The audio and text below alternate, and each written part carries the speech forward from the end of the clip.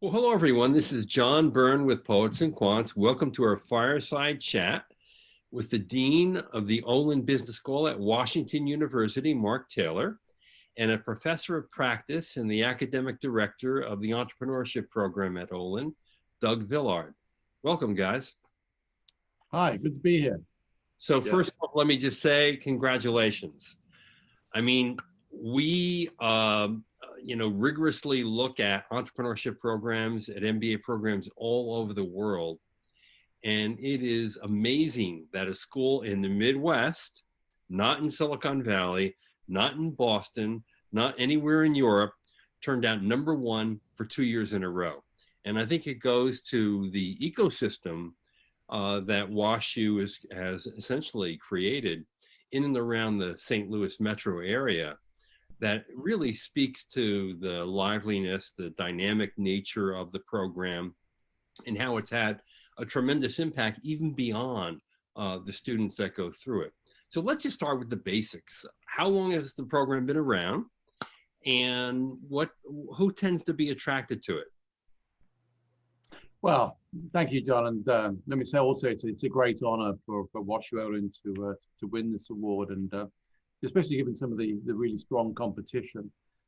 So yeah, the program's, I guess it really gained traction around about 2008 when we, if you want to have a landmark, when we hired a dedicated faculty advisor for entrepreneurship.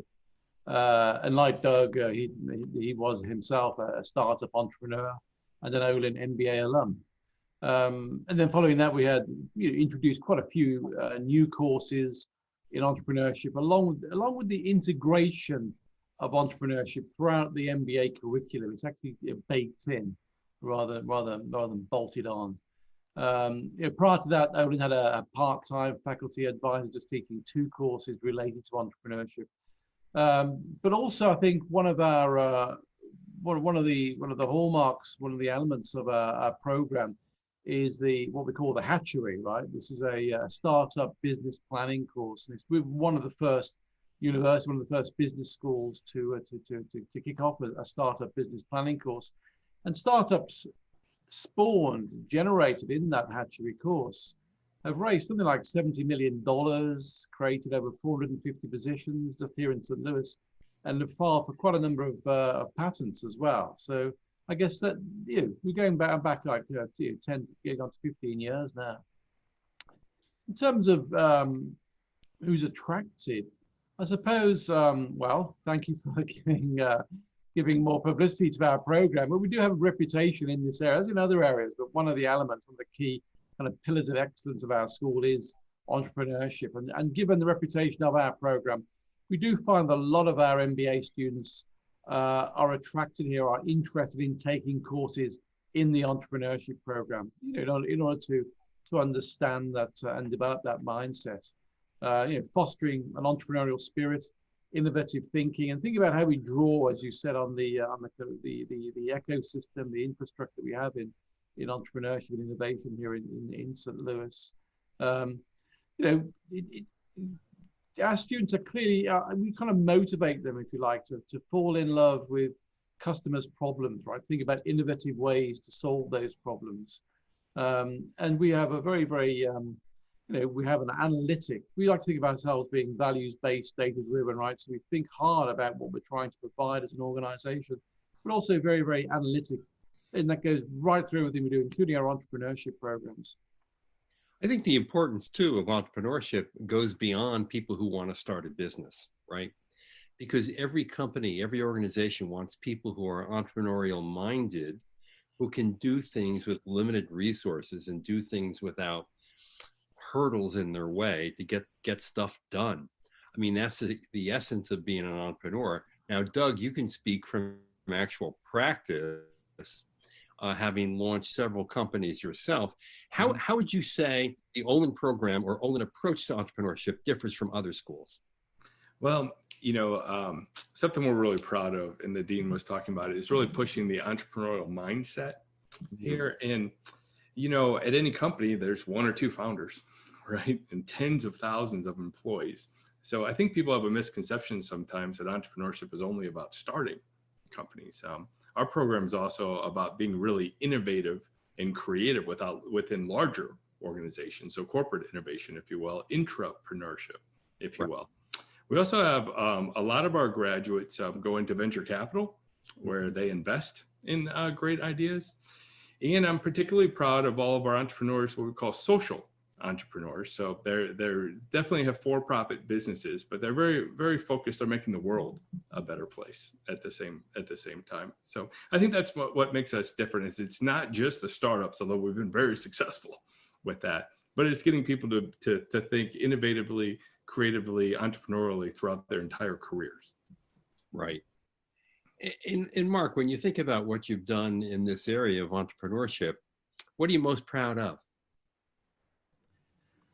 I guess so. I guess it's just really having this entrepreneurial mindset, as you say, that runs through the program completely in terms of startups. It could be new companies, but it also just be if you're going to work for a large organization, having this controlled risk-taking, opportunistic in a very positive sense kind of idea. So that is a hallmark of our students. I think also the way our students are engaged with the local, the infrastructure here, the ecosystem, if you like, the innovation centers, the communities here in St. Louis, but also at the same time, how our students have a global mindset and are thinking about, what does it mean? And right now they're thinking, what does it mean to be global in this post-pandemic world, and what kind of innovations will that bring? So constantly thinking about how to push forward the frontiers. The other thing I would say, when as an outsider looking in, I would say that St. Louis has a very vibrant business community, and they're incredibly supportive in ways that in other big cities around the world, there is not as much alignment between a business school that's at the center of the business community and the actual practitioners in the field at different companies, at different startups, at different ventures. I sense that in St. Louis, there is very tight alignment between the school and the business community. Yes, let me address a little bit of that, and then Doug can say a little bit more. I mean, certainly, there's a traditional kind of Fortune 500 set of companies based in St. Louis, and that's been shifting over time. But we still have a very, very strong relationship with those organizations. But at the other end, we have business incubators, we have so-called Cortex, T-Rex, these communities based here, which we're also very, very heavily involved with as well, right? So engaging with that community has been very, very, it's vitally important to the school. We do like to think of ourselves as a global business school, but very much based in the region as well. I don't know. Would you agree? Would you agree, Doug?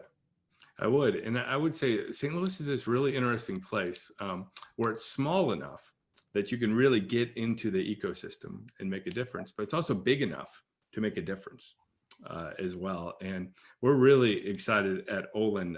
The experiential opportunities that we have are amazing. And many of our classes have a simple premise.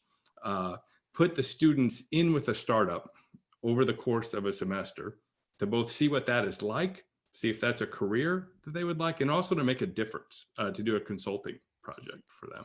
So I think those are just some of the ways that we intertwine greatly here in St. Louis. And I can tell you those as as great as a professor as I would love to be and lectures and such like that, there's nothing like getting out in the field for these students and seeing what it's really like with startups. And that's a really special thing that happens here in St. Louis. Now let's pretend I'm an incoming MBA student and I want to use your program to literally incubate my business. Yeah. What will that be like? What kind of courses will I take? I mean, obviously I'm going to be in the hatchery, which Mark mentioned earlier, but what kind of courses will I take, and what kind of guidance will I get from the professors at Olin? Yeah, absolutely. So yes, of course, we have our famous hatchery course where students basically come in and pitch ideas on day one, form teams, and see how far they can take them throughout the semester. And is that a business only course, or do you bring in people from engineering or computer science? Yeah, that's the best part about it. And that's the best part about our school, having not just world-class business school, but world-class engineering school, law school, medical school, and I'm going to leave some out, but having all of those students together is what really makes that special. Also, part of our curriculum is embedding you with startups in the field, as I talked about before. We also have a lot of theory classes too. We do a tremendous amount of research on entrepreneurship here as well, and bring that in through lectures and course materials. But one of my favorite things too is tremendous amount of competitions here on campus. Anything from a simple elevator pitch to a full out business plan as well. And those kind of stepping stones, if you will, John, really prepare these students, not just to launch these companies in an accelerator type model, but also to communicate in such a way that they can pitch new ideas should they work in a big corporation, for example, and learn how to really fall in love with the problem, like the dean was talking about, and then find really unique ways to solve them. So I think altogether, those are the things I think we're proud of and makes our program really fun. Mark, what kind of demand have you seen for entrepreneurship courses and thinking? Well, I'd say pretty strong, actually. I mean, our excuse me, our MBA program also has a global immersion component. So, that combined, I think the entrepreneurship and the global aspect of the program have been very, very attractive. This year we're thinking about what it means to be global and how we can shrink the world, even if you like, during this period of travel lockdown. But yeah, it's been pretty buoyant. Because actually, even in your global immersion program, you had immediate exposure to the entrepreneurial mind and the entrepreneurial thinking. I recall that in Spain, you ventured into a different, I think it was wineries, I believe, and which are small businesses. And actually, even more interestingly to me, you looked at expansion plans for a startup or small company in St. Louis, in Shanghai. That's exactly right. That's right. So the initial part was spent in near Barcelona, actually, that's the one of the wine producing regions of Spain.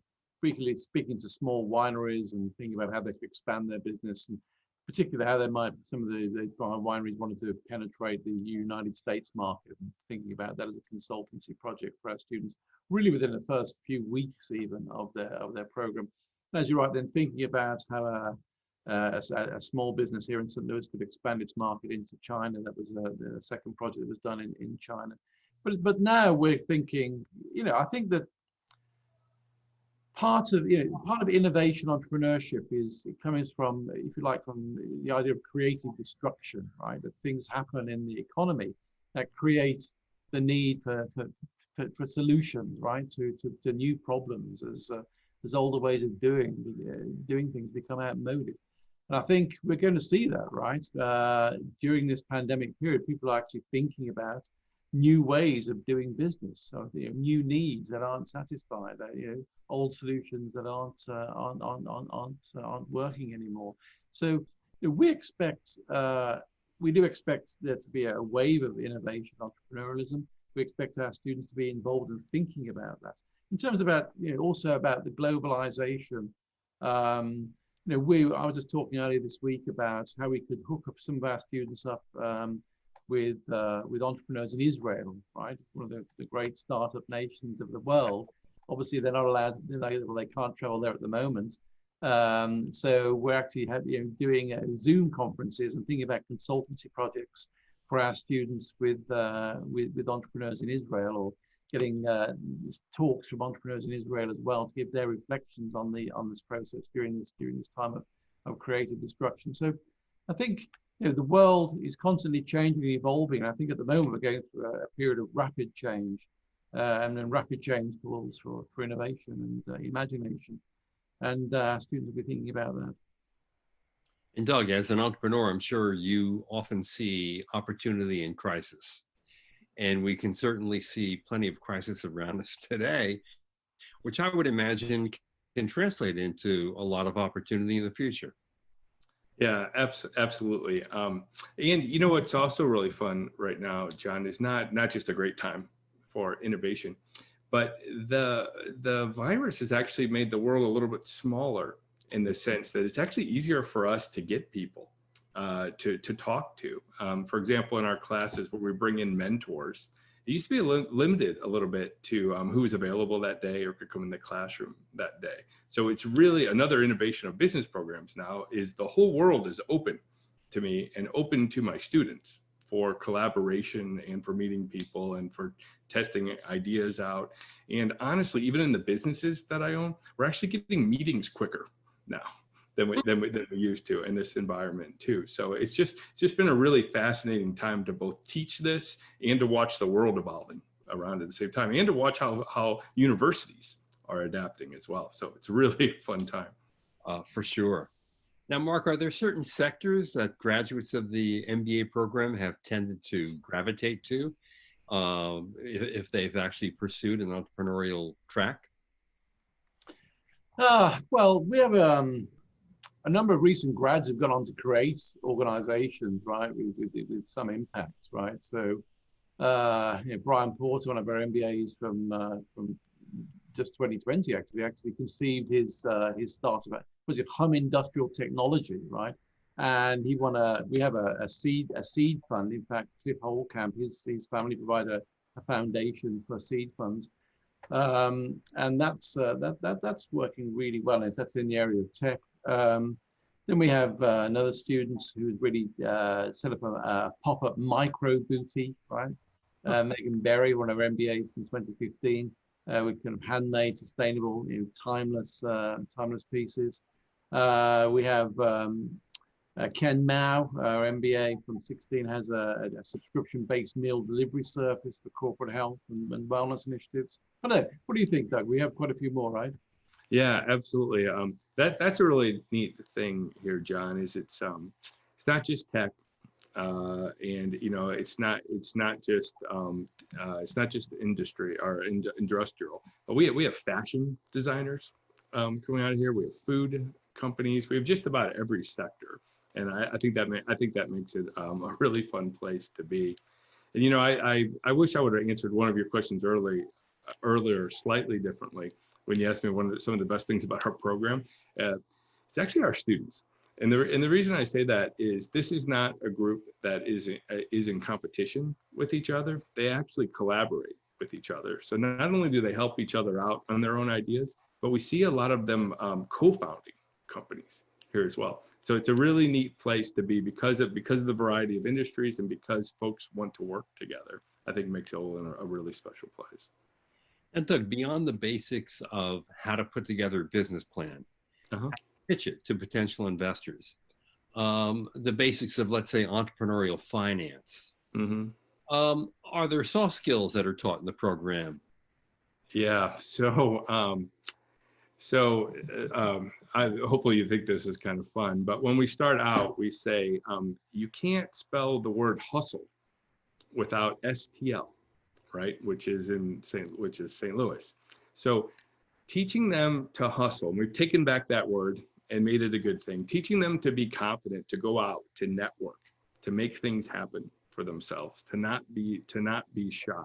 And these are things we start right out in the first semester. Some of the things you were talking about in Spain and in Shanghai, we talk about it a little bit in class, and then we go out and make it happen. So those are the things that I'm most proud of, putting students in those kinds of real world situations pretty quickly and watching what they do with it.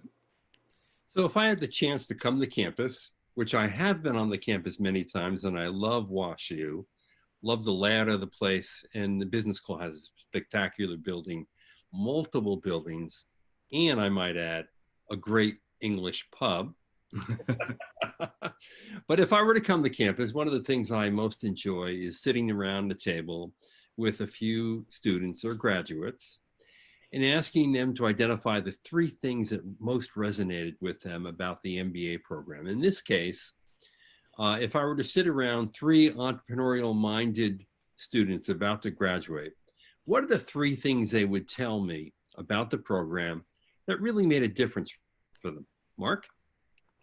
Well, certainly, I guess a well-rounded, comprehensive understanding how an enterprise works, right? I think that's very important. I think this, how to frame business questions, right? And how to address them. thinking about our, our values-based, data-driven approach, right? So thinking about how we frame a problem, how we analyze it analytically, how we stand back and think about how our values apply to that, right? I think also having access to a real world thriving innovation infrastructure here in St. Louis, even our professor of practice is a member of that innovation infrastructure. He's a serial entrepreneur, as it were, right?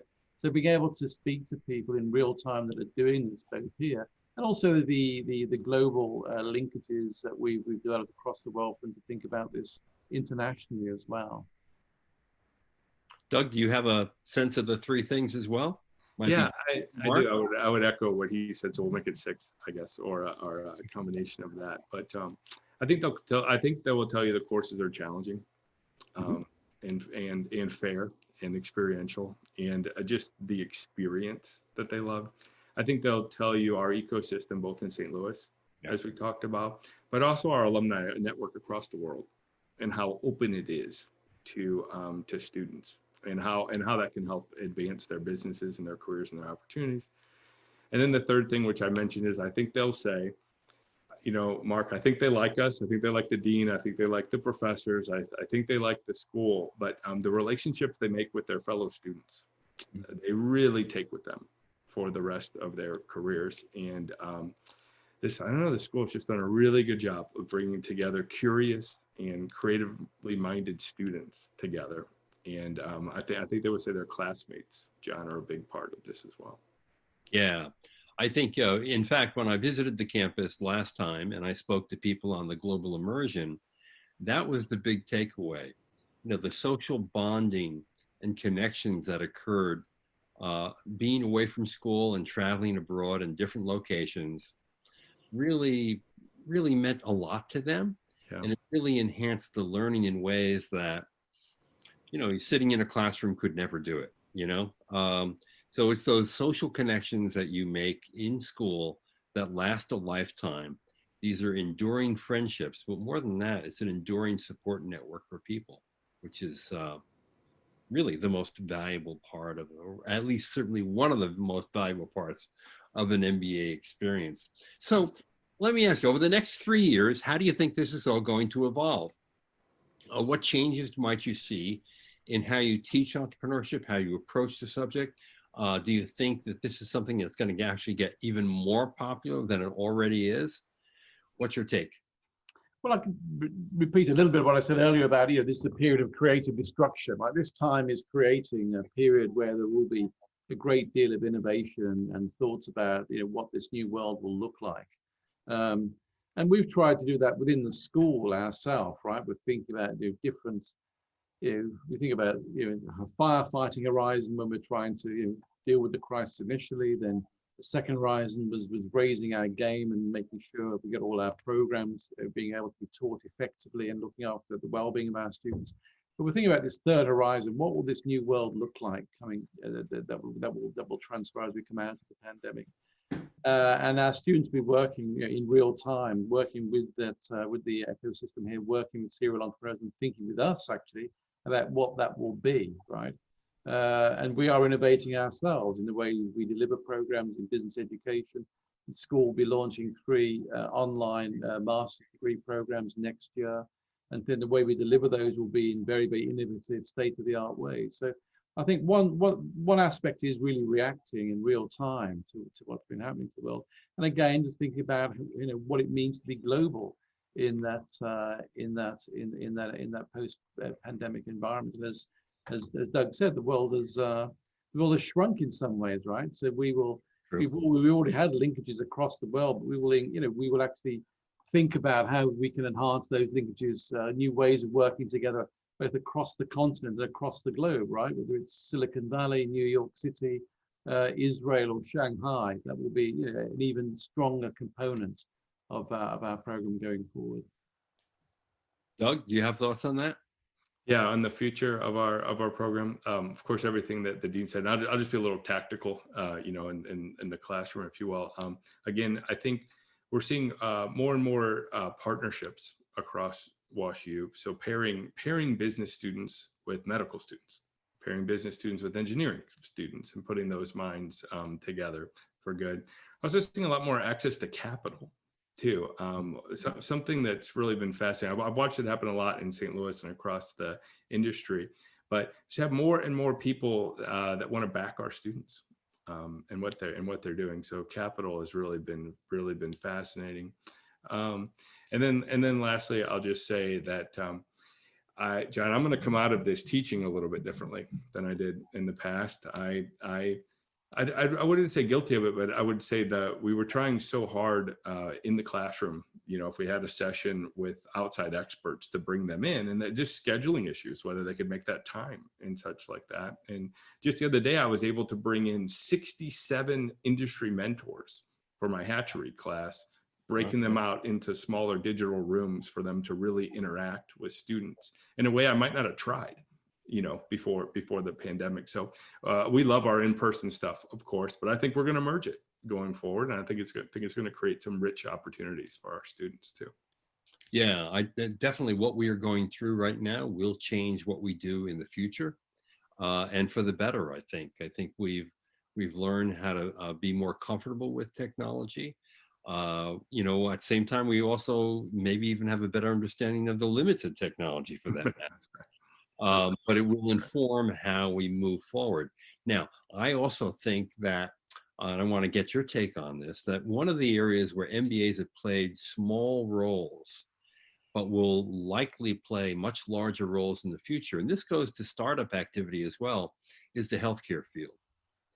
Healthcare is a massive part of our GDP. It's a massive part of basically the way we live and the way we work and the way we play. And as there's more disruption in that industry, as is inevitable, I think there will be far more opportunities for MBAs to do startups, to enter early stage healthcare companies. They're going to revolutionize the way we think about healthcare, the way we accept healthcare, the way we pay for healthcare, the way we access those services. Doug, as an investor and a VC and a serial entrepreneur, do you agree or not? Oh, of course, I agree. Healthcare is such a big part of our economy.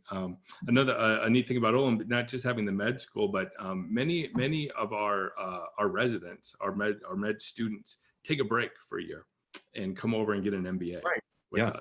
And they are rich in the classroom. They are rich contributors. And in almost all cases, those in my entrepreneurship class, they end up leading a team that their other MBAs join. And I get really excited about those, not just for the opportunity for them to create a company and to generate money and return and such like that, but they really have a chance to change the world and change people's lives in a great way. So completely agree, and I love our ecosystem for that already. And Dean, I think you would attest, we have a lot of plans to even continue to expand that. Yeah, they're absolutely right. So I think you're kind of reading our mind there, John. I mean, we have an ecosystem here in entrepreneurship and innovation in St. Louis. We also have a big healthcare ecosystem as well. One of the world's great hospitals, WashU Medical School, one of the top hospitals. We also have some major healthcare companies located here, like Centene, for example. And we actually have a task force actually working on thinking about now how we can develop greater links with the healthcare industry. And we're working with the Brookings Commission in Washington, D.C., through the Brookings Institution, where we have a close relationship, to develop a commission to actually think about what healthcare will look like going forward. And we have expanded our joint MD-MBA program. So we do expect this to be a growth area, exactly for the reasons you're saying, in our MBA and our orientation of business school in general, and in entrepreneurship in particular. That also reinforces the notion that in the future, more than ever, entrepreneurship in the business school will be an interdisciplinary practice. I mean, we talked just very briefly about this earlier in the conversation, but you get a bunch of business students in a room, and that's all great, but they may not have the engineering school skills, the medical skills, the skills in biology or the other sciences. to really make any headway when you're talking about sophisticated launches of products or services. So increasingly, branching out. I mean, originally, as we all know, business schools often were isolated on their university campuses. They often were on the periphery. Now they're becoming more and more the center of the university and bringing together these different disciplines to do new and different things and to bring even more viewpoints and diversity into the class. That's absolutely right. And actually, we do have the Scandalaris Center for Innovation Entrepreneurship actually based here on campus, whom we work closely with, that it actually acts as a kind of clearinghouse and helps us to connect across the campus as well. And brings all these different people into the building. Absolutely. Yeah, it's like a magnet, which is fantastic. Okay, so what advice would you have for someone who's interested in your programs, and in particular, entrepreneurship program? What are the steps that they should take to make sure they're making a really good decision for themselves and to make sure that they are the right fit for Olin? Well, I think we do have a very definite culture at Olin. We are very collaborative, very supportive. Often when I like to give one of the first lectures to a class, and I will say, look around. I want you to look around the class right now because two reasons. One is because some of the innovators of tomorrow, some of the leaders of tomorrow, many of the leaders of tomorrow are sitting right here in this room with you, and I want you to think back to this time, 5 years hence. But also because the people you're looking at in the room here are your collaborators. These are the people that are going to be with you as you go through your program here, who are going to be with you as you become part of our alumni network going forward, right? So we do have this very, very supportive, values-based culture. And that I think that's sometimes different from other schools. But remember, we are very, very competitive as well. So I always like to say, I would not like to be up against any of these guys in the market, but I want any one of them on my team, right? So thinking about how you want to fit into that culture, this values-based, but very data-driven culture is very important.